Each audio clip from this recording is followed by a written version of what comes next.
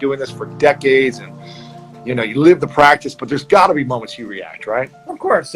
I mean, I react when I see certain people in the world misunderstand this information, or have an interest in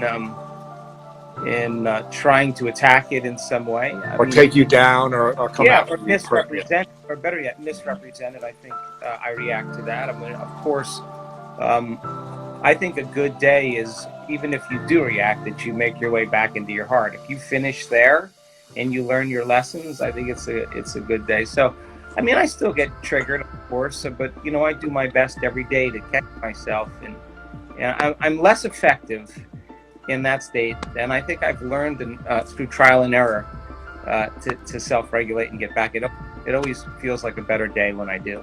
When you get to that state of, Dr. Joe, your stuff is horrible, you suck, this is wrong, there's no proof, your science is wrong, you know, whatever people say, how do you get back to your heart, and how long does that usually take for you?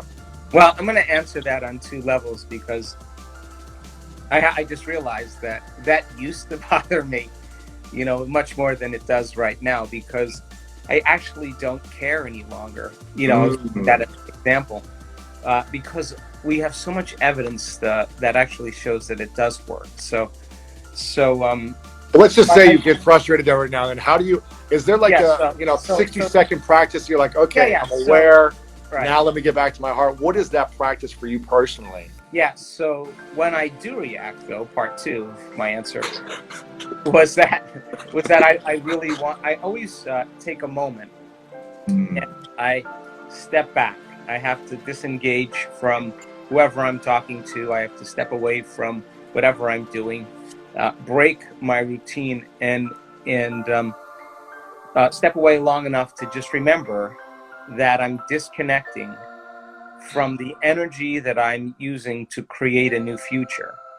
And I'm back into a familiar energy that's connected to my past. And I've lost my ability to stay connected to it because a circumstance has altered my feelings and my thoughts. So I remember that. That's not a conversation you normally want to have with yourself when you think somebody's doing something to you, right?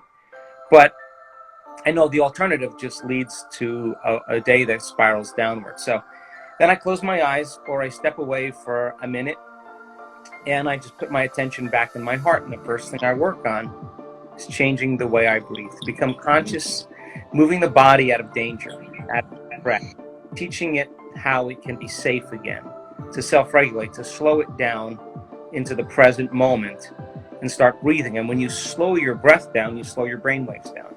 When you slow your brain waves down, you're slowing down the system of arousal, and your heart actually influences that. So then once I feel my connection to my heart, then I start thinking about the emotions that I'm using to create that future, whether it's gratitude, whether it's freedom, whether it's awe, or a mystical moment, or whatever. And I just bring up that energy back into my heart, and I tune in to that energy that I've become familiar with, because I do it enough times.